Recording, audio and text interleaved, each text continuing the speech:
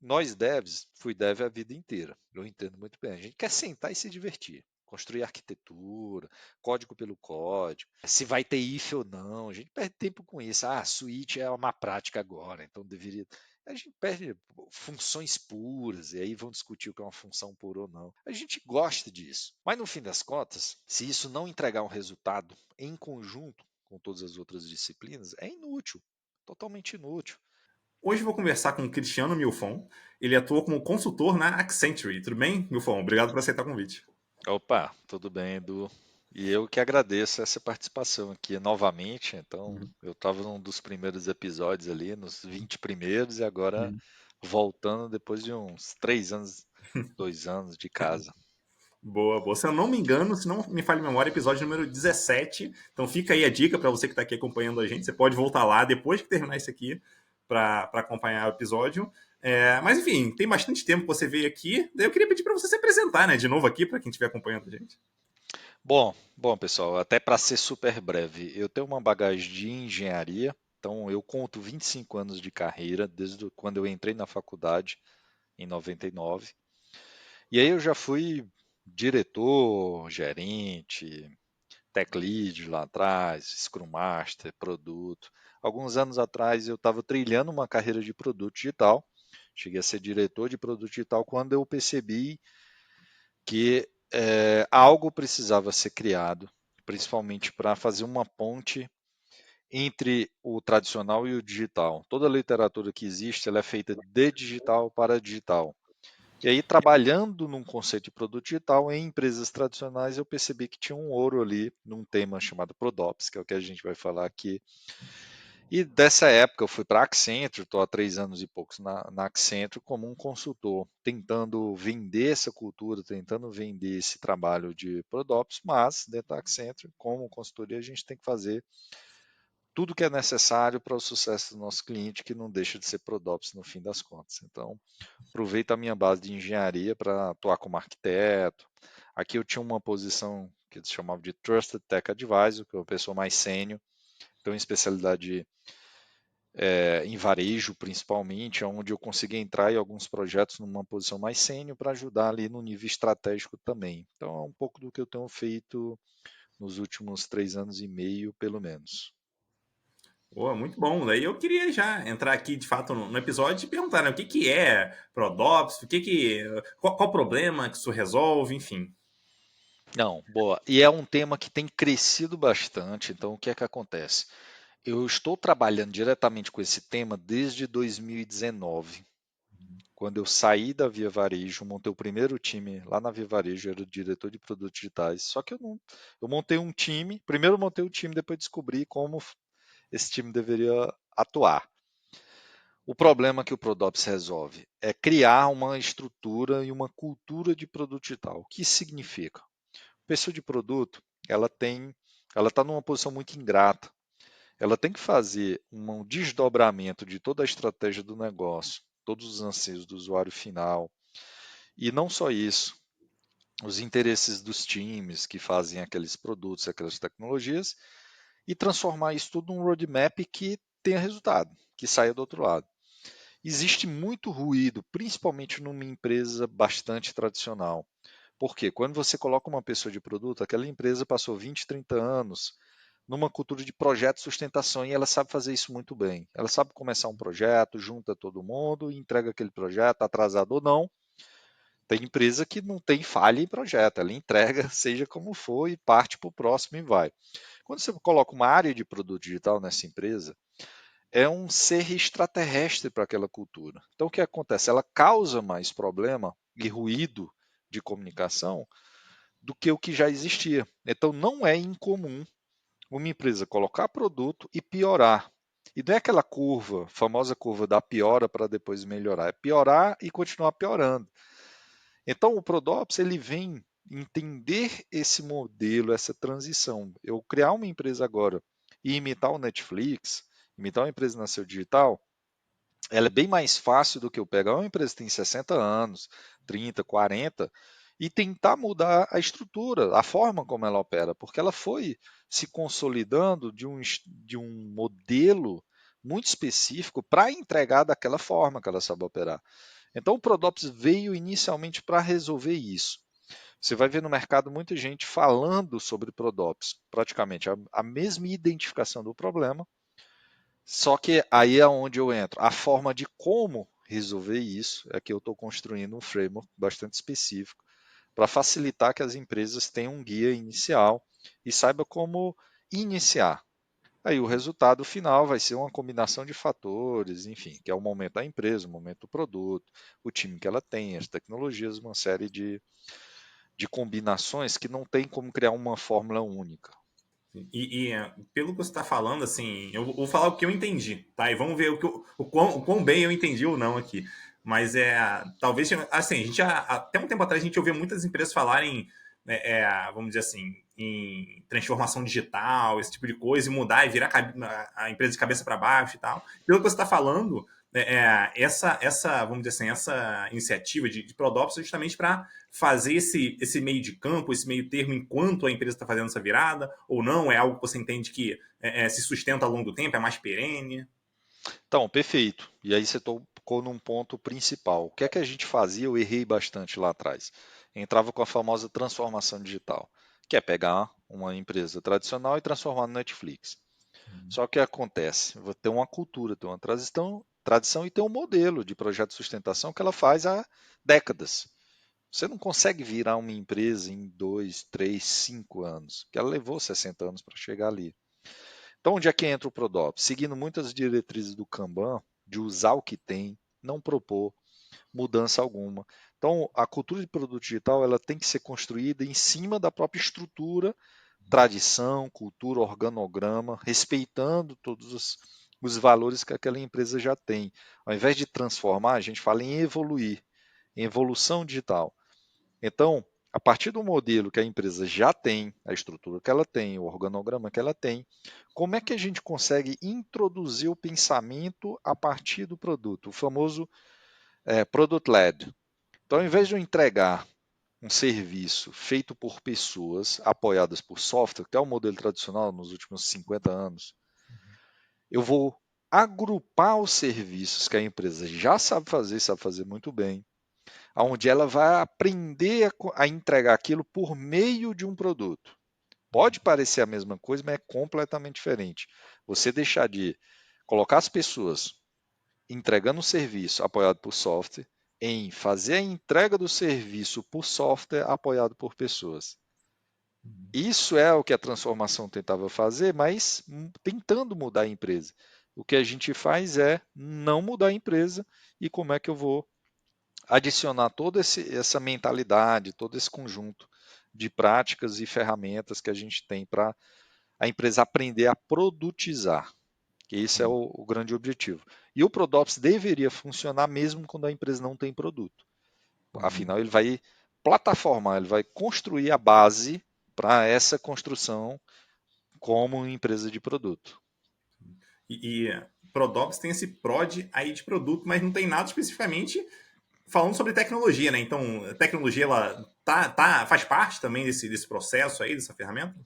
Então, quando a gente fala, e outro ponto da transformação digital também que falhava muito era tentar resolver a empresa mudando tecnologia, trazendo tecnologia, e vai de fase em fase. Se falava de IT Ops, falava de uma série de outros pontos. Agora todo mundo vai tentar fazer Gen AI, enfim, sempre tentam resolver com tecnologia e o problema não é a tecnologia. Qualquer empresa ela pode ser mais moderna do que o Netflix. Ela vai utilizar um cluster Kubernetes, um Kafka, fazer event based, uma série de técnicas e ferramentas de tecnologia que não tornam ela digital. Não é a tecnologia. Eu posso usar qualquer tecnologia que a Amazon usa, a Microsoft usa, e não é isso que a gente vai conseguir transformar as empresas. O que a gente precisa entender é justamente esse ponto. Como é que eu mudo a mentalidade? Não no sentido de que agora você vai fazer tudo diferente. Não. É que como é que eu vou encaixar a produtização e entender que eu tenho dois problemas principais, que é o ruído. É o ruído de informação de como eu entrego um roadmap numa empresa que colocou produto digital, ou mesmo que não colocou produto digital, mas está mudando a sua forma de entregar software. E como eu vou construir, aí sim, quando eu pego a tecnologia, como é que eu vou fazer uma engenharia de produto? Como é que eu vou versionar? Esse versionamento deveria ser atrelado ao roadmap.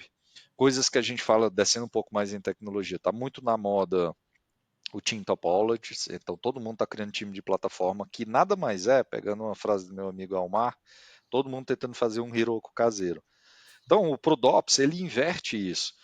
Você não vai montar um time de plataforma porque não é a plataforma que vai dizer como é que os times devem entregar o produto. Você vai montar times de produto que vão guiar a construção de plataformas de como auxiliam o negócio daquele produto.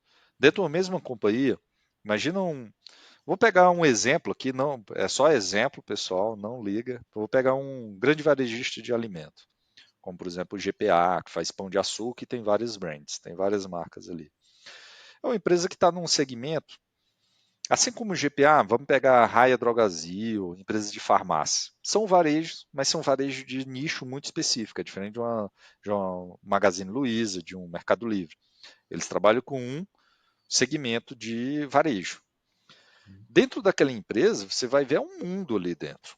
Então, ela sabe fazer muito bem loja, ela constrói muito bem, senão não era líder, cada qual no seu segmento, há muitas décadas.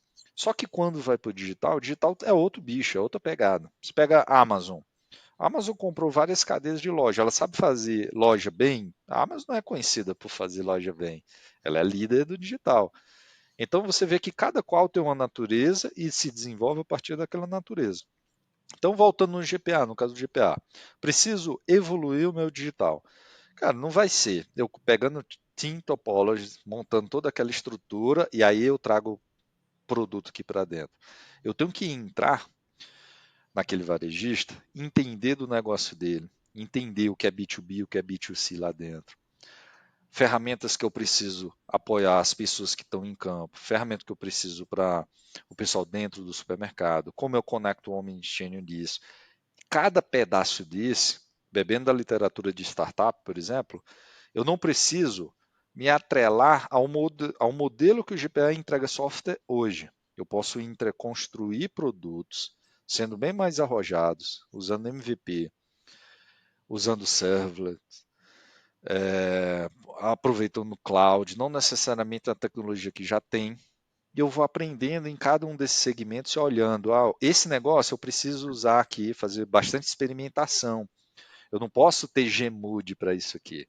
Preciso experimentar muito. Posso usar, eu tenho um contrato, não sei qual é o contrato de cloud que eles têm, mas sei lá, eu tenho um contrato com a AWS aqui. Cara, eu vou usar serverless aqui com Lambda, etc. E esse time, ele vai ser menos robusto em termos de processo do que o tradicional que sustenta todo o negócio da empresa. Então, eu não vou construir primeiro um time de plataforma que vai dizer todo mundo entrega em Kubernetes. Não, eu começo a montar estruturas de produto utilizando o que eu tenho de melhor. E aí, a partir daquilo, eu vou extraindo conhecimentos e formatando o processo. Para quem for usar Lambda em outra frente, por exemplo, eu já tenho todo um guardrails aqui, já tenho todo uma definição de processo, eu já tenho uma observabilidade que eu desenvolvi. Então, o ProDops ele trabalha muito com essa inversão do que está se consolidando em diversos segmentos separados e vindo numa visão de produto, guiando todas essas áreas. Nada contra você lá na TI montou já o time de plataforma. Ok, mas primeiro eu monto, vejo qual é o momento do produto. Tem produto que não dá para fazer MVP. Ok, é um produto que eu já preciso lançar para 60 milhões dos nossos clientes porque o contrato pediu isso, assim, assim, assado. É um produto que já não, ele já nasce, ele não tem um processo como a startup faz, né, de fazendo MVP, entre operação, scale up, etc. Não, ele já nasce escalado. Aí já é outra natureza. Aqui sim a gente tem que ter a Gmod, porque vai afetar, tem dados sigilosos, blá, blá. Então, esse trabalho de segmentação do que precisa ser feito agora, não tem ninguém fazendo. Ou a gente joga tudo para a TI, a TI a TI ela vai se proteger. Quanto mais burocracia eu colocar, no sentido de que eu impeço que chegue qualquer coisa aqui do nada, para eu acordar 2 horas da manhã para resolver, eu vou colocar. E é ok, e é isso mesmo. Ao mesmo tempo que o negócio precisa entender que não dá para tudo ser tão rápido assim, tão ágil. Então, essa conversa entre os dois lados não tem ninguém fazendo.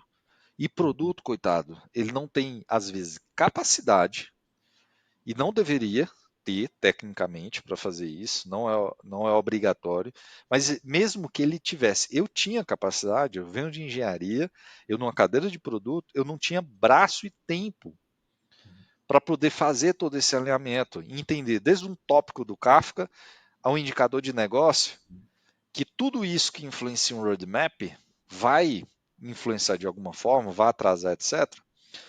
Eu não tinha capacidade física mesmo. Não estava em todos os lugares ao mesmo tempo. As pessoas que estavam comigo não tinham capacidade também de estar em todos os lugares. Então, onde é que o Prodops nasce justamente para inverter um pouco essa equação? Eu não tenho um produto, mas eu quero beber de toda a literatura de produto, toda a entrega de produto que os nativos digitais fazem, etc. Então, eu venho com essa mentalidade guiando a TI, guiando o negócio, guiando o marketing. Olha, vocês deveriam pensar dessa forma. Eu coloco o produto no centro, ele não existe, é uma abstração que eu crio para vocês, e a gente vai puxando cada uma das pontes. O que é que se confunde muito quem está trabalhando em Prodops? Você vai ver bastante descrições assim, o Prodops deveria executar as campanhas de marketing.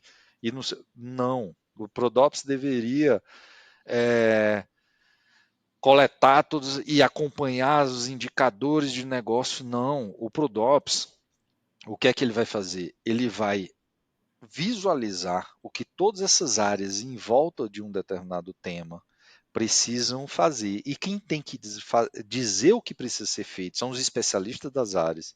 E o que o Prodops vai criar é uma cultura, primeiro, de fiscalização, não naquele sentido pejorativo, mas fiscalização de entender se esse checklist de cada área ele está sendo conversado e distribuído. Depois a gente monta um plano que garanta que isso seja, o mínimo seja entregue, e de forma diligente implementa o que é possível de implementar e acompanha e ajuda as equipes a que aquela implementação saia. Vou pegar um exemplo. Vamos pegar um exemplo técnico para quem é técnico que entender. Eu tenho um problema, eu tenho vários problemas no cycle time. Então imagina o seguinte, eu tenho uma equipe aqui que é a empresa adotou Datadog, um sistema de monitoria para observabilidade.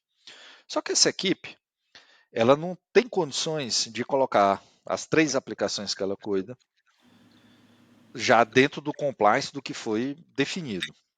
O que é que acontece geralmente? Você monta um projeto de observabilidade, contrata um Accenture, contrata uma empresa que vai passar um ano implementando tudo. Só que o que acontece? O DevOps e o SRE contratados, eles não conhecem do negócio dessa equipe. Vou chamar de equipe A. Só quem conhece é a equipe. Ela quem sabe quais são os serviços, o que esses serviços importam. Às vezes nem a equipe sabe tudo, né? Então, o que é que acontece? Essa equipe, quando chega para colocar observabilidade, cara, eles vão instrumentar o básico, vão colocar um Datadog ali, um APM que vai coletar todas as métricas de infraestrutura e só. No máximo, desenha 2, 3 dashboards que um stakeholder pediu. Pronto, está entregue. O que é que o Prodops vai fazer? Ele vai olhar aquele cenário e vai dizer o seguinte: time de produto, equipe A, qual é a lista? Aí envolve PO, devs, todo mundo faz parte, inclusive o negócio que aquele produto entrega. Quais são as métricas? A gente chama de Product Analytics, né? Que é um conjunto de técnicas, etc., que extrai as métricas, os indicadores, o analítico do produto especificamente. Pegar um produto específico, sei lá, um gateway de pagamento.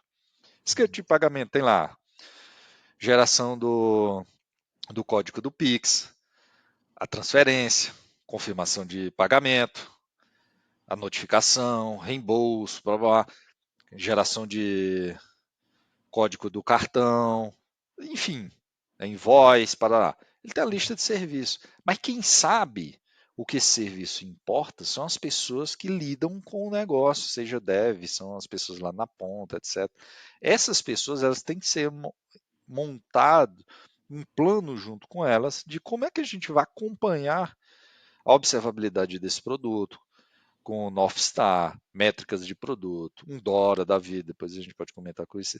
Aí eu pego todo esse plano Minimamente, o que é que a gente consegue fazer? Opa, equipe de observabilidade que foi contratada. Olha só, quando a gente for instrumentar, a gente não precisa instrumentar tudo. É legal instrumentar tudo, mas será que vai ser efetivo? Dá tempo de instrumentar tudo? O que o time de payments precisa é de todas essas informações nessas aplicações, com foco nessas métricas, nessas. Então, essa conversa hoje não tem ninguém fazendo. Porque muitas vezes o DevOps que está dedicado, ele não entende o negócio e o Dev nunca pode ser parado para fazer aquilo. Então, na verdade, aquilo tem que entrar como um item de backlog dentro do roadmap, de forma estruturada. E eu peguei só um exemplo de uma disciplina. Imagina 200 disciplinas minimamente que um time tem que fazer. Além de observabilidade, tem no delivery. No delivery você quebra integração contínua, deploy contínuo. Dentro de integração contínua, você tem validação, você tem testes automatizados, você tem um code review. Na hora que você quebra essas jornadas em disciplinas, cara, é um mundo de coisa que precisa ser fiscalizado, que precisa ser fiscalizado não no sentido do fiscal público, né, que chega e diz, olha, você não pagou imposto, aqui você não. Isso para isso tem muita gente, isso é para fazer. Mas aquele cara que olha no checklist, vê a maturidade muito específica. O Edu participa do time A. Cara, o time A cuida de 3 aplicações, um banco de dados, alguns tópicos no Kafka, etc. Eu tenho que olhar a maturidade desse tema. Eu preciso descer em vários níveis, mas também subir vários níveis, conectar a inteligência do negócio com o operacional. E mais do que isso, fazer isso cruzado com as outras equipes. O time B, que depende de uma conexão com payments, ele tem que ter um SLA de API. Quantas empresas, eu pergunto e deixo aqui para quem vai assistir, fazem SLA de APIs internamente? Quase zero. Aqui no Brasil, olhando o Brasil, onde eu passo, ninguém faz isso. Você faz com parceiro. Você contrata um SaaS, ou você é contratado como um SaaS, alguém exige, às vezes não, inclusive. Mas internamente ninguém faz. A gente vai fazendo de forma totalmente artesanal, joga um negócio ali no outro backlog, ó, um dia isso aí sai, mas tem que sair esse. Não, gente. Existe literatura há mais de 20 anos, muito bem organizada de como versionar. Pô, versionamento semântico. Eu tenho um livro aqui do final dos anos 70, já falando sobre aquilo. Quem faz isso de forma bem organizada, onde eu vou entregar um release notes de uma release de um produto com as change logs organizados, documentados, o versionamento linkado com todos os commits, o commit trabalhado dentro de uma conversão, criado com um template no GitHub. Então, quem está fazendo esse trabalho? Hoje quase ninguém está fazendo. Aí diz, mas é porque é muita coisa para se fazer. Será? Que aí, numa técnica, no Framework Prodops que a gente está trabalhando, não dá para fazer tudo. A gente tem que fazer o que é suficiente. Geralmente, tem o tema da vez. Qualquer empresa, nessa semana, você tem um tema para resolver. Um tema que é mais importante do que o todo. Ele representa 50% do esforço que o time vai trabalhar agora. Mas no meu backlog tem 50 temas assim. É porque ele está muito mal administrado, porque nunca tem. É sempre 3 temas. Faz o Pareto, no máximo, e um tema deles representa 50%, que é o Neo Pareto. 80-20 e 80-20 é 50%, é um item para 50, quando você decompõe. Então, esse trabalho é o trabalho que o Prodops, o framework que eu tenho trabalhado, se propõe a resolver no dia a dia. Fazer essa conversação, fazer esse mapeamento, porque a gente entende que visualizando bem, quanto mais eu visualizo e monto esse mapa completo, melhor são as tomadas de decisão. Um líder técnico, um cara que está na ponta, que já tem pouca visibilidade. O cara não está todo dia conversando com todos os diretores, gerentes, etc. Ele está fora das discussões que vão afetar o backlog dele, vão afetar as entregas dele. Então, um resumo de meia hora do modelo. Boa, boa. Eu acho interessante assim olhar para esse modelo pelo seguinte: normalmente a gente encara isso média de mercado, vamos colocar assim. Né? Normalmente a gente encara tecnologia como uma coisa, produto como outra, mas na verdade eles estão trabalhando juntos ali para, enfim, a gente gerar valor para o negócio de alguma forma.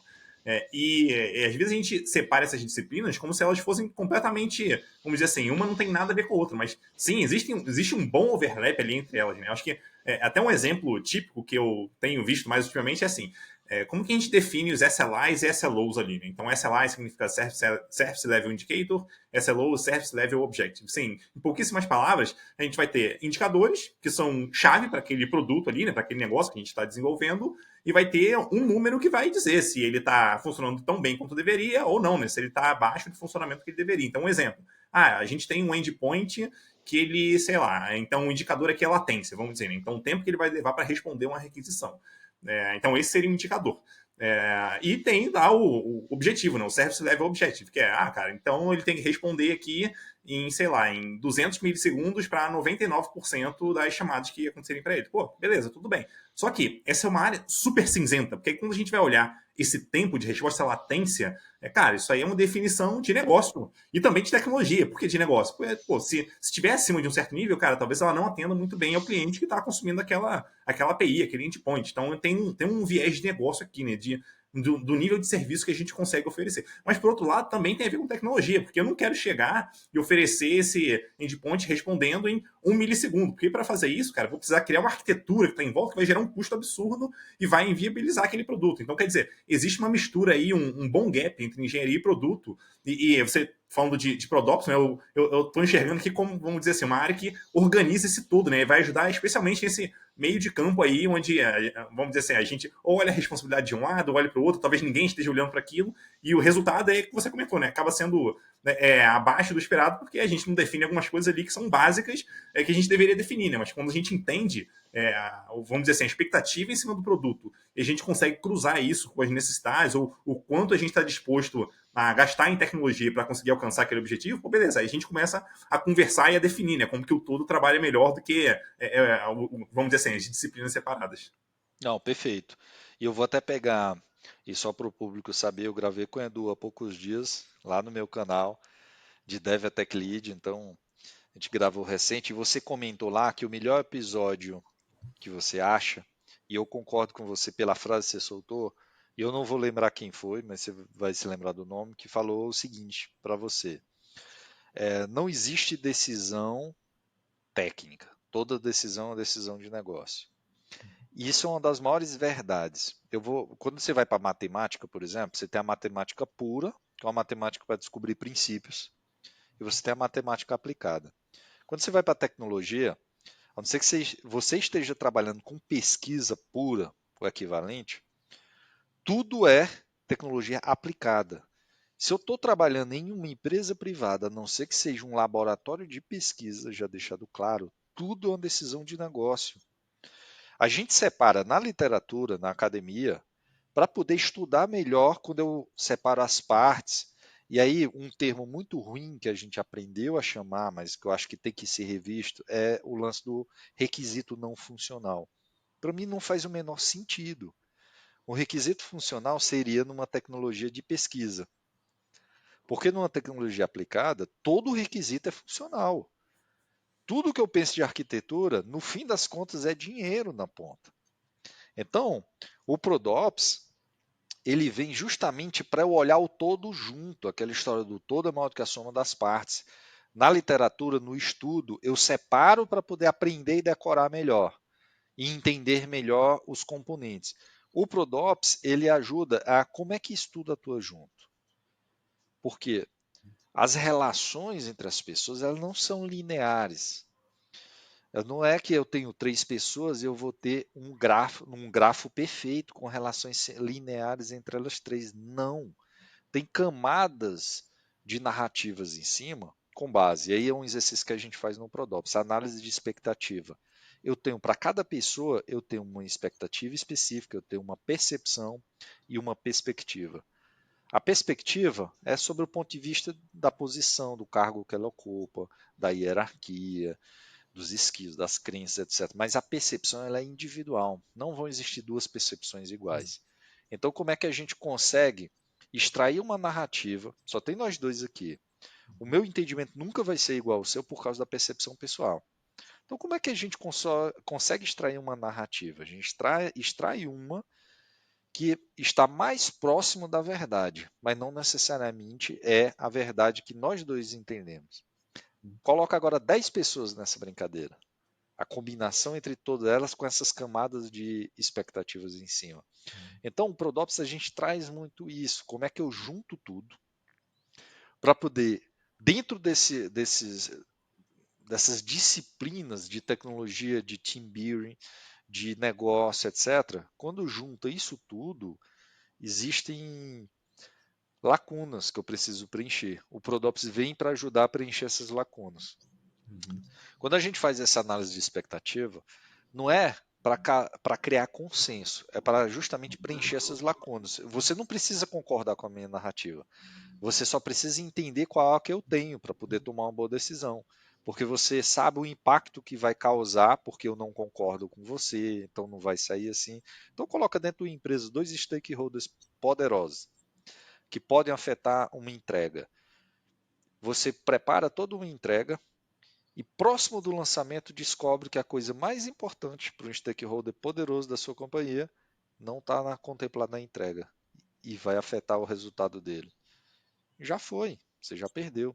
Um fato que é comum, eu recebo muita reclamação de cliente que ele não consegue entender como é que vários times conversaram juntos, prometeram entrega de uma versão para o app, e no dia da entrega uma das equipes não entregou e ninguém sabia. Só vão descobrir no momento da entrega, na famosa Gmode, que vai tentar juntar tudo, e faltou o time A entregar aquela funcionalidade, não podemos subir essa versão.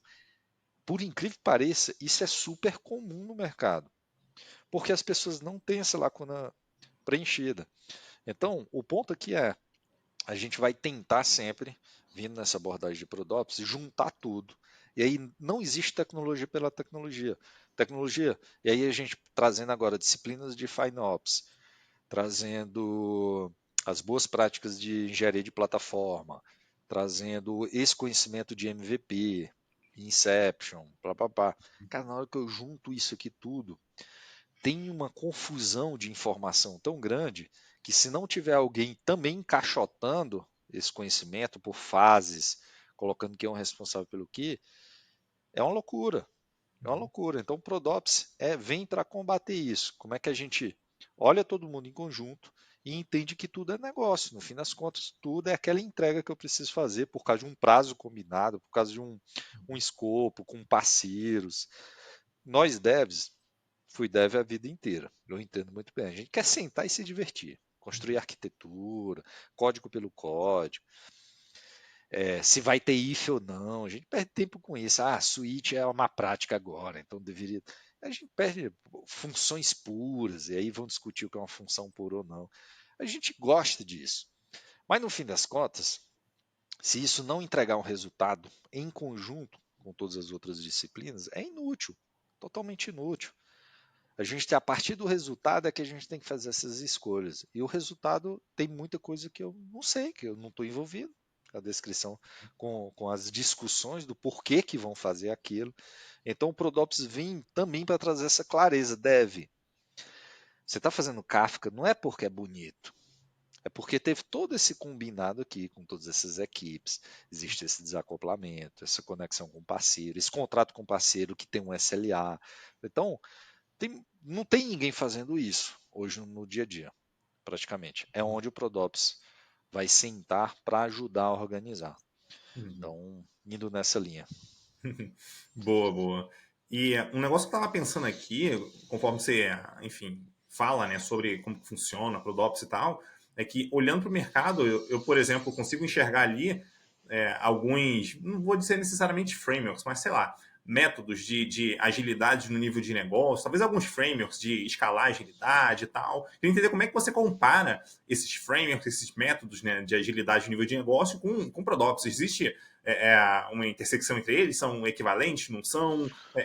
Enfim, como é que funciona isso aí? O Prodops que eu tenho trabalhado, ele nada mais é do que o Kanban do David, da Kanban University, mais SRE. Então, eu junto os princípios do Kanban, que não é ágil, mas aqui é uma discussão evangélica. É igual perguntar para um não crente qual a diferença de adventista para batista, enfim. Mas Kanban não é ágil, mas enfim, está lá dentro do bolo de agilidade, mas o Prodops aqui são os princípios do Kanban mais o que dita a literatura SRE. E por que eu não simplesmente chamo Kanban mais SRE? Porque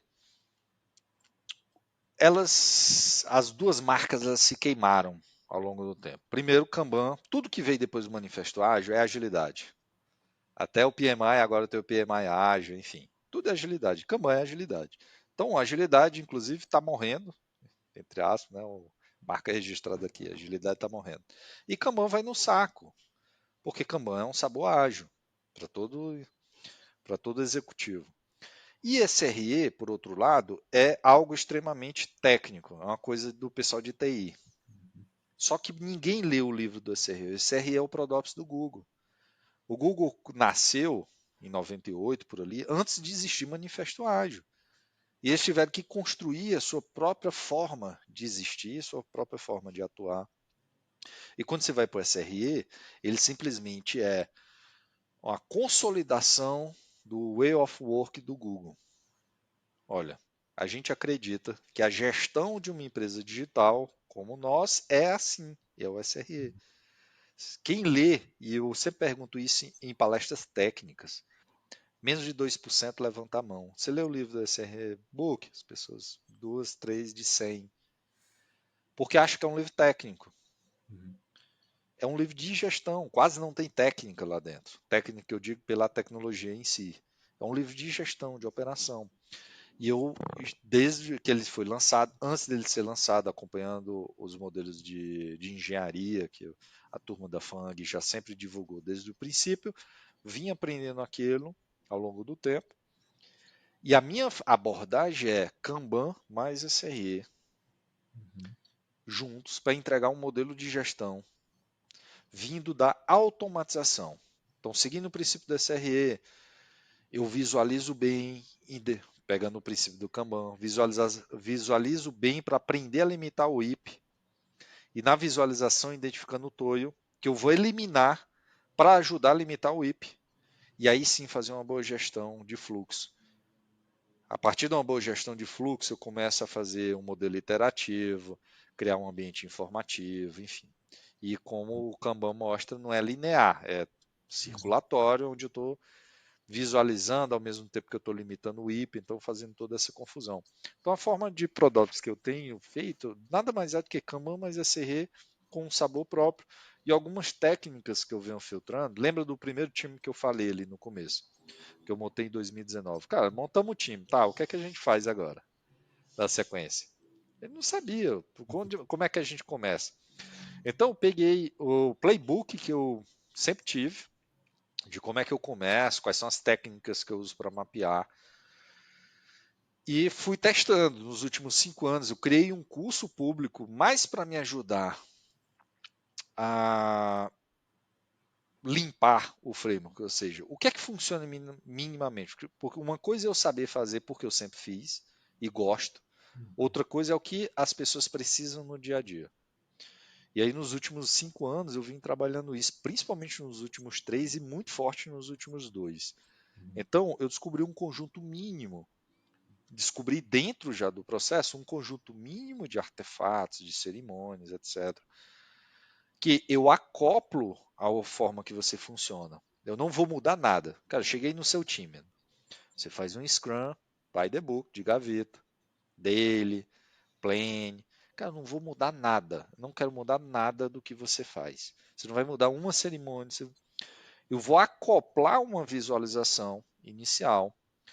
E aí eu vou extrair o que está na cabeça de vocês em artefatos. Um artefato que eu gosto muito, eu vou deixar o link aqui, que é produtoreativo.com.br, para vocês verem o que eu estou jogando lá de conteúdo. E lá vocês vão encontrar um Service Blueprint. Um artefato que eu acho maravilhoso, sempre utilizei há muito tempo, que é eu mapeio os touch points, os pontos de contato com quem usa aquilo. E aí eu linko com o serviço que entrega, e no nosso caso de tecnologia, com que é a aplicação que entrega aquele serviço. Eu faço um desenho de fluxo inicial, começo a mapear a value stream. A partir daí, qual o time que faz aquela value stream? Vou dar um exemplo que eu uso no curso e que é baseado em vida real. Você chega numa empresa, no GPA, por exemplo, aí tem lá retira na loja. Todo varejista faz retira na loja, hoje em dia. você tem uma equipe dedicada e chama aquilo de produto. Você tem uma equipe lá de 5, 6 profissionais. Ó, eu tenho um time de retiro na loja. Só que quando você identifica, aquilo é uma value stream. Ele não tem uma aplicação. Ele está disperso entre 15 microserviços, toca vários lugares. Então, o primeiro passo que eu faço quando eu identifico esse blueprint, estabeleço uma value stream, é qual é a equipe real. Eu chamo de time virtual. Qual o time virtual do Retira? São todas as pessoas necessárias para fazer o tema funcionar de ponta a ponta. Quando você vai ver essas 5 pessoas, elas estão trabalhando num conjunto pequeno da value stream, que é suficiente, só que o roadmap que está prometido, ele nunca reflete, porque aquelas 5 pessoas não conseguem ter capacidade de olhar o todo e sempre fica algo fora da visibilidade, que está perdido. Exemplo, você pega uma empresa grande dessa, ela ainda tem mainframe. E aí, quando você vai falar de retiro na loja, você está dizendo conectar com a mercadoria que está na loja, que está regido pelo mainframe. E o seu time não tem ninguém de COBOL. É óbvio que você não tem um time completo. Porque quando você precisa de alguma regra, você joga por cima do muro. Um cara que vai implementar no COBOL vai fazer quando der, quando for possível, um dia você recebe aquilo. E você fica cobrando, o lado de lá e fica aquela confusão. Então, o que é que a gente faz? Escolhe um tema, faz um service blueprint e tenta identificar o time virtual, não é o time que está dedicado, é o time virtual. Esse time virtual, eu também já sei quais são as aplicações. Então, nessas aplicações, eu estabeleço quais são os critérios de observabilidade. E aí, o ProDops que eu trabalho vem com esse tema primeiro. Primeiro, eu preciso entender o que eu vou observar. E observabilidade, além de monitoramento, a gente trata a observabilidade como um monitoramento de extensões. A observabilidade é do fluxo, é da peça e do time. Eu tenho que, fora cliente e outras informações que estão ali envolvidas. Então, a observabilidade é um tema mais amplo. O que eu vou fazer é, em cima desse desenho, colocar toda a observabilidade em volta. Quem são os clientes, quais os perfis, como é que ele acessa aquela value stream, quais os times, o time virtual, que é o time completo, que é o somatório das equipes que entregam aquilo. Exemplo, que é muito comum numa empresa tradicional. Eu tenho um time de plataforma SRI que é quem coloca a aplicação em produção. E eu tenho um time de operação de NOC que faz N1. Quem é que atende o NOC? Tá, não tem uma pessoa dedicada, quem tiver de plantão. Tá, mas quem é o responsável? Se eu abrir uma sala de guerra, eu tenho gestão de incidentes pronto e montado? Como é que esse trabalho hoje, ele tá tão pulverizado que não tem ninguém olhando o tema fim a fim. E isso é cultura de produto. É como é que eu monto um produto virtual dentro da empresa, ele não existe, mas eu trato ele como produto, que afeta toda essa jornada. Esse é o modelo básico do playbook que eu transformei em framework. E fui limando para ver como ele funcionava no mercado. Eu já, logo de cara, já gostei dessa ideia de mapear, né, essas dependências ali, entender como que a gente conecta tudo, porque isso aí é uma grande dificuldade que eu vejo no desenvolvimento de produtos, assim, de maneira geral, né? Porque existem dependências, a questão é como é que a gente vai lidar com isso. Se a gente não mapeia, se a gente não sabe lidar com isso, cara, a chance de uma entrega ficar parado por meses ali esperando o time atuar em cima é muito grande. Já cansei de ver isso, inclusive, Eu, assim, e eu toda a gosto de usar uma carreira. abstração, no começo do trabalho eu gosto de usar a seguinte abstração. Imagina que a empresa ela resolveu comercializar isso como um SaaS. Como é que a gente vai oferecer esse serviço? Aí é onde nasce tudo. Nasce qual é o SLA, qual a API de contrato que eu vou ter. Cara, muitas vezes parece bobo, mas eu tenho um Swagger que é gerado automático que não tem nada no Swagger. Tem a chamada, os padrões que vamos lá, os inputs que o método recebe, né? Imagina um Swagger padrão, ele vai gerar lá a URL, quais são os inputs que recebe e um contrato do JSON de saída. Porque você tem ferramentas que extraem aquilo automático e geram um Swagger automático. Mas, cara, isso é muito pobre. Porque na documentação da API deveria ter exemplo, deveria ter todos os critérios de erro. Então, eu tenho lá vários tipos de erro, mas o que é que causa cada um tipo daquele de erro? Para quem não conhece aquele negócio específico, por que, que ele faz aquele cálculo? Uma documentação mínima para quem está entendendo. Então, que é um papel de um tech writer, que é bastante Uhum. comum lá fora, aqui no Brasil ainda é pouco falado sobre isso. Você realmente tem uma documentação rica de API, como qualquer empresa de SaaS que faz um produto digital faz, só que internamente a gente não faz essas coisas. Então, o que o Prodops traz, zero invenção aqui. Eu não tenho uma coisa dentro do Framework que eu posso me orgulhar ou não orgulhar de dizer se eu inventei. Não, nós temos, cara, integração contínua, a gente está falando há mais de 20 anos sobre isso, 25 anos. Eu entrei na faculdade, já se falava sobre integração contínua. Não tinha ferramenta, não tinha o Jenkins, ou o Hudson, que foi um dos primeiros ali, antecessor do Jenkins. Mas não tem nada novo aqui. Não tem nada novo. É só o que é que já existe na literatura, o que é que foi bom ao longo do tempo que as pessoas fizeram e o que é minimamente que a gente precisa fazer agora. Então, esse é o Prodops que eu tenho trabalhado. E já tendo trabalhado aí com várias equipes, né, ajudando aí a colocar Prodops em prática ali, quais são as dificuldades mais comuns que você enxerga essas equipes tendo nesse processo e como é que você ajuda as equipes a contornarem isso? Então, e por incrível que pareça, a parte mais difícil é a visualização. Por quê? Se você já tem um plano montado, cara, qualquer pessoa sênior de tecnologia pega e faz com a mão nas costas. Não tem segredo, ainda mais agora com GenAI, etc. Montei um plano e te entrego na tua mão o que é que você precisa monitorar, colocar observabilidade, instrumentar as aplicações, criar dashboard. Está resolvido isso há muito tempo. O problema é qual é esse plano. Só que antes do plano, eu preciso fazer todo esse trabalho, desenhar service blueprint, identificar, olhar o código-fonte, porque não está documentado, tem que entender como é a chamada, por que que aquela chamada está ali, fazer o plano, vir com o negócio, quais são os indicadores importantes que você acompanha nesse produto específico, por exemplo. Nessa API eu uso a API do cálculo do frete. Esse cálculo do frete deve ter um SLA, deve ter um range lá, e sempre tem. Se eu tiver mais de 3% aqui de erro na chamada de frete, eu tenho um alerta amarelo, mais do que 5 alerta vermelho. Então, essa montagem desses ranges aqui de SLA, de como a API deveria se comportar, ela vem para dentro desse mapa para incrementar o que eu vou observar. O que eu vou observar diz o que eu vou instrumentar. Então, todo esse trabalho prévio, antes de pensar em montar um plano, dá trabalho porque muitas vezes eu nem tenho autonomia. Então, inclusive no curso que eu faço, o que é que eu aprendi? Hoje, como é que ele funciona? É uma aula por semana. Então, vai ter, inclusive, a gente está gravando hoje numa segunda, vai ter nessa quarta-feira agora, uma aula à noite. Aí eu passo o dever de casa para outra aula. Esse dever de casa parece bobo, que é a montagem do Product Deck, que é a visão do produto.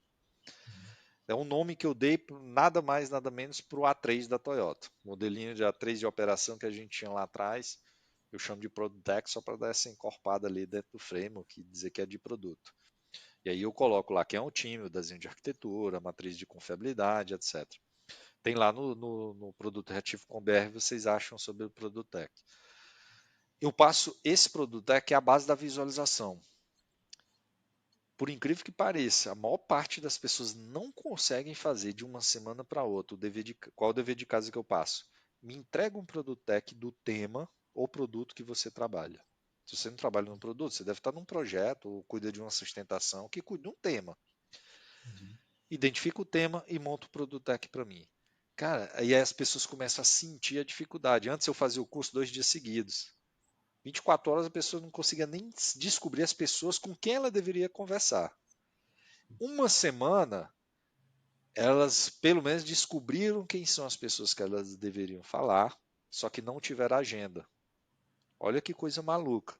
Por quê? Para eu montar o time que atende, na hora que eu tenho um raciocínio, cara, eu vou pegar esse tema e eu vou transformar ele como um produto SaaS para oferecer no mercado. Quem seriam as pessoas necessárias se eu fizesse um spin-off para colocar essa empresa? Esse é o racional do exercício. Porque geralmente você nem sabe isso no dia a dia. É impressionante. Eu pergunto para um agilista, por exemplo, cara, quem é o diretor da sua área? O cara não sabe, o cara não conhece, dependendo do tamanho da empresa. Uhum. Quem é que, quando o pacote vai subir para produção, com quem você fala? Eu falo com fulano de tal. Tá, mas quem executa? Não sei. Então, quando você fala de produto, que é ponta a ponta, é quem opera, aquela velha frase, time que constrói é o time que opera, né? Clássica de produto digital, que deve funcionar assim na Amazon e em vários nativos digitais. Só que quando vai para o nosso mercado, eu tenho um time que faz o build, que constrói, ele entrega para alguém que não sabe como, negocia no Angemood, vai para alguém que testa, que é de outra equipe, que você não conhece, quem vai testar e como. Aí depois de testa e que por algum milagre passou, entrega para outra equipe que coloca em produção. Essa equipe coloca em produção e entrega para uma última, que é quem opera e acompanha. E você não sabe o que aconteceu em produção ontem. Só que quando tem um war room, todo mundo se grita, todo mundo fica procurando. O MTTR de uma operação como essa é dolorosíssimo para o negócio. Pode parecer uma bobagem, mas só eu em pensar em ir atrás de descobrir quem deveria estar numa sala de guerra, eu já estou dando um prejuízo muito alto para a empresa. Uhum. Então, tudo isso é o que o Prodops tenta trazer para dentro de casa para resolver, como começar a construir como se fosse uma operação de produto digital. E não sai da noite para o dia. Então, a principal parte que eu diria, o mais complicado é montar esse plano. Uhum. Porque você identificou quem são as pessoas necessárias, você identificou o que precisa ser feito e você realmente agora descobriu o tamanho do buraco que você tem. Aí o Sim. plano, muitas vezes, e olha só, muita gente nem consegue chegar no plano. Só que qual é o principal ganho nisso? É essa jornada. E eu falo para as pessoas, eu divido o Prodops em Prodops solo, team e escalado. Prodops solo é você consegue fazer Prodops na sua equipe, no papel que você tem. Amanhã você vai chegar e vai tentar fazer o Prodops solo. Uhum. Você vai ter limitações, que você não tem um time para te ajudar. E é rápido que chega nessa limitação. Só que a tentativa de fazer aquele plano, você tem um benefício muito alto só na tentativa, porque você vai descobrir realmente qual é o seu produto, você vai descobrir quais são suas fragilidades, você vai descobrir quem são as pessoas que deveriam te operar, você vai ter um caderninho agora com contato de realmente quem faz o seu tema. Então, mesmo que você não consiga montar o plano, a tentativa de chegar lá já é muito melhor do que o que você tem hoje, sempre. Isso é o primeiro benefício grande. Mas essa tentativa de montar o plano até chegar lá é o mais doloroso, é o Uhum. que mais demora. A implementação, depois que você aprendeu a fazer isso, a implementação nem é tão dura porque as pessoas sabem o que tem que fazer. Uhum. Mas dali para frente também imagino que tem a manutenção disso aí, né? Porque você até comentou, né, sobre o Kanban ali, um dos pontos do Kanban é justamente sobre a evolução, vamos dizer assim, o passo a passo ali, né? Você crescendo aos pouquinhos. Então, de alguma forma, isso vai mudando, então você vai mudando a forma de trabalhar para você se adaptar melhor ao contexto que você está, ou não. É por isso que é um trabalho contínuo. A gente chama no Prodops de avaliação contínua, que é essa primeira fase. Ele é um trabalho contínuo. Ou Uhum. sprint a sprint, de tempos em tempos, ou tema a tema, ou uma combinação disso. Uma coisa que ofendeu muito o crescimento da cultura DevOps é chamar de estruturante, é chamar de fundação. Cara, não é fundação. Fundação é só uma das etapas. DevOps, ele é contínuo. Se toda entrega eu tenho um código novo, eu tenho algo de DevOps que eu preciso fazer. Todo código novo, por mais bobo que seja, pode, não necessariamente, mas pode incluir uma demanda específica de infraestrutura, de experiência de desenvolvimento, de documentação, de revisão dos contratos de API, de secrets a serem criadas, de mudança no processo de deployment. Sempre há alguma coisa que você precisa revisar, Uhum. pelo menos. Às vezes, foi uma mudança muito simples que criou uma nova API, gerou uma nova versão semântica de minor e aparentemente foi isso só. Mas você precisa revisar. Coverage diminuiu ou cobriu? Opa, pipeline está cobrindo coverage? Não está bloqueante? Então todo esse trabalho ele é contínuo. E outra coisa, por exemplo, o que a gente trabalha no Prodops é ser o suficiente. Não adianta eu fazer da aplicação inteira. Eu começo com um tema que é importante agora. Então eu pego muito carona na sprint. Cara, qual é o tema da sua sprint? Você vai entregar algum serviço muito importante. Esse serviço é que eu vou colocar rigor. Eu não vou colocar nas aplicações nem em todas as aplicações, nem na aplicação inteira que esse serviço está sendo mexido. Eu vou colocar num pacote específico que você está trabalhando. Então, se for fazer teste, a gente vai fazer os testes só do pacote. Nós vamos construindo isso sprint a sprint, aproveitando se você já trabalha com a sequência de sprints. Então, por exemplo, antigamente eu sempre batia muito questão de testes, principalmente testes unitários, mas testes automatizados. Na maior parte das vezes eu descobri que teste não é tão importante no começo. Por quê? Se você não tem teste, se você não roda teste na pipeline, você não faz avaliação de coverage, colocar o 1% que você vai conseguir é doloroso, você vai gastar muita energia, vai desmotivar o time, vai desmotivar os stakeholders porque o resultado é pequeno. Então tem as, o que eu tenho encontrado muito, por exemplo, você colocar uma ferramenta, você já tem uma pipeline que ela só é um empacotador rico. Ele gera um pacote para ser deployado no Kubernetes. Ele não faz mais nada do que, nem Sonar tem. Então colocar o Sonar é 1000 vezes mais importante que fazer teste automatizado. Porque ele, entre aspas, é rápido e já te entrega um benefício inicial, quer dizer o quão ruim você está e quanto você deveria melhorar. E você monta um plano ali, olha, não é tolerável subir com as issues de severidade maior. Então a gente tem que eliminar isso. Na próxima eu trabalho nas high, depois nas minor e assim vai. Você começa a injetar qualidade e você começa a, talvez não entrega de imediato para os stakeholders, que eles não vão sentir, mas ao longo do tempo você vai quebrar menos, vai ter menos rollback, vai demorar menos e eles começam a sentir. Uhum. Às vezes, ao invés de colocar o Sonar, você pega uma linguagem como Java ou .NET. Cara, tem 50 ferramentas melhores que o Sonar. Por incrível que pareça nessas linguagens, há mais de 15 anos. Você coloca a combinação dessas ferramentas na pipeline e coloca bloqueante nelas. Você traz muito mais rigor do que teste, de início. De início. Aí você começa a ganhar moeda. Aí você precisa aprender a traduzir isso para um stakeholder. Porque como é que eu vou vender, colocar ferramentas de análise sintática, análise estática de código? Cara, eu que sou um gestor, cara, você está me dizendo que você vai parar um dev que custa R$ 20.000 aqui mês para passar 2 sprints aqui instrumentando isso aqui tudo. Por que eu não pego esses 20 mil e implemento nova funcionalidade que estão pedindo aqui para colocar um Pix numa promoção, não sei o que, tarará. Aí você começa a ter que traduzir isso para o negócio. Por que está ruim hoje? Aí você sobe um pouco mais o nível das métricas. Olha só.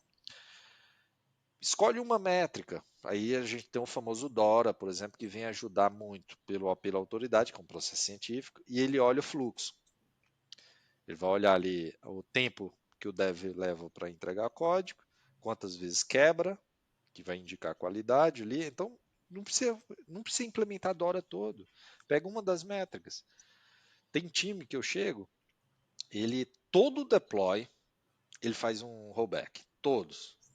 É impressionante. Tem time que é de 1 para 5. Cara, isso é um prejuízo muito alto. Por quê? Você combinou um negócio com o stakeholder e você atrasou aquele negócio com o stakeholder. Você precisou fazer rollback, fez um hotfix, subiu de novo.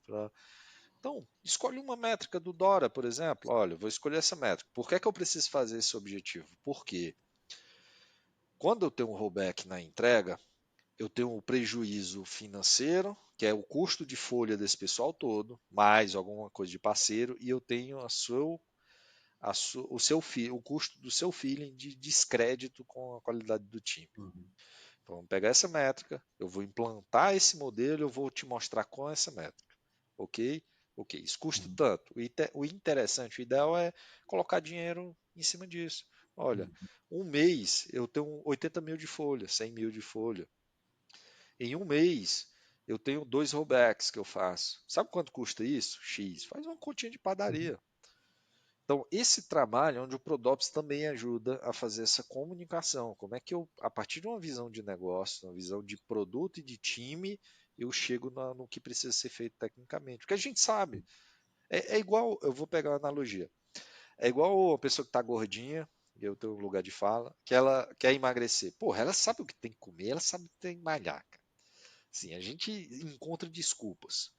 Mas a gente sabe o que tem que fazer. Todo mundo sabe. Não precisa ser formado em nutrição, não precisa ser. Pô, minimamente você sabe o que tem que fazer. Só que o rigor para montar aquilo não basta só eu comer bem. Tá? Cara, eu tenho que estabelecer uma rotina, eu tenho que montar o meu plano, adaptar a minha vida em prol daquilo, etc. Então, a gente sabe o que tem que fazer em tecnologia. Minimamente, se você é um cara pleno já, você já leu o suficiente para entender o que é um Domain Driven Design, o que são testes automatizados. Você pode não ter tido a experiência, mas você minimamente sabe o que precisa ser feito. Só que quando você vai implantar aquilo, cara, falta braço, não tem tempo, falta técnica, falta compromisso, chega demanda, etc. Então você tem que montar um plano. Isso a gente chama de plano de confiabilidade. Eu, a partir do que eu preciso entregar de resultado, eu tento linkar com toda a necessidade que a gente sabe que tem que ter, encontrar o mínimo necessário para que aquele plano de negócio que está prometido, ele tenha, exista uma confiabilidade que aquilo vai acontecer. Seja uma operação pura, um produto está em produção, vive caindo. Ah, não, uma mudança que sempre dá problema. Ah, eu preciso coordenar uma entrega de um projeto. Eu preciso ter uma confiabilidade para Uhum. fazer aquilo. Então o Prodops vai trabalhar nisso, ele vai visualizar bem, tentar extrair todos esses problemas, esses ruídos, traduzir isso para uma linguagem de negócio e execução, montar um plano confiável onde encaixa todas essas necessidades suficientes para aquele momento e para aquele tema e acompanhar a implantação daquilo. Então é basicamente o modelinho Uhum. inicial do framework. Sim, sim. Inclusive, tangibilização de tecnologia é algo que eu gostaria de ver muito mais. Infelizmente, eu vejo pouco sobre isso. Mas, enfim, daí eu queria abrir um espaço para você aqui, Cristiano, passar a sua mensagem, enfim, final, para quem estiver acompanhando a gente, quem quiser saber um pouco mais sobre Prodops, enfim. Eu acho que é uma grande recomendação que eu já dou logo de cara. Entre em contato com o Cristiano aqui, ele, um cara saca muito do assunto, mas enfim, queria pedir para você deixar uma mensagem final, fazer seu jabá também, se você quiser. Não, boa. E muito obrigado, agradeço, Edu, por esse espaço aqui no seu canal, que é muito público do meu canal, Prodops, e do trabalho que eu tenho feito, que é um público de tech lead, manager, principalmente a camada de middle manager, que é a que mais sofre hoje, é aquela que não participa da estratégia, é deixada de lado, e ela tem que desdobrar uma estratégia que ela não ajudou a definir na maior parte das vezes e desdobrar para um time que precisa da direção e de um plano do que tem que ser feito. Hoje a parte que mais sofre, que é justamente o público do seu canal, e é o que eu tenho trabalhado. E aí, turma, eu estou colocando todo o material que eu estou trabalhando no curso, etc. Tá demorado, mas eu estou colocando tudo lá em produtoreativo.com.br. Tento colocar tudo no canal Prodops, mas no que dá. Eu tenho um curso que é muito mais para divulgação do Prodops, que você encontra lá na Produto Reativo com BR, muito mais para divulgação do que viver disso, porque eu sou consultor na Accenture, enfim. E aí eu deixo o convite para vocês acompanharem o material, tentarem colocar em prática. Me chama para dar um seminário, para, sei lá, dar uma palestra para os seus stakeholders. Eu tenho skin the game com um tema, depende do que o tema funcione, mas eu quero que ele funcione bem. Não quero que o Prodops nasça como, sei lá, uma versão de agilidade ou qualquer coisa, não. O Prodops ele tem que ser muito racional e ele tem que ser muito direto. Se o meu Prodops não funcionar, eu não quero vender ele, não quero ganhar nada com ele. Ele tem que funcionar. Então ele tem que ser efetivo. Então, se precisarem de ajuda, podem entrar em contato comigo, fiquem à vontade, mandar mensagem, solicitar ajuda, porque eu tenho um total interesse de fazer o Prodops funcionar no mercado e fazer funcionar na sua empresa. Então, mais uma vez, vão lá produtoreativo.com.br, tem toda a informação que eu estou soltando lá. Se você está assistindo esse vídeo em algum momento no futuro, é possível que eu já tenha soltado todo o plano de carreira que eu não falei aqui, mas eu estou desenhando, que são também zero invenção, é como é que eu potencializo os perfis que existem hoje com uma visão do Prodops. Então o SRE vira um PRE, um Prodops, Reliability Engineer, um engenheiro de testes, inclusive, eu não vou lembrar quais as empresas agora, mas tem empresas já trabalhando no Prodops Quality Engineer, muito parecido com o que eu vou soltar de material lá nos Estados Unidos. Acho que a Meta já. WhatsApp foi a última vaga que eu vi, que Cara, parece que eu vi a vaga, já estava trabalhando no material, mas muito conectado, porque no fim das contas, o que funciona, ele é orgânico.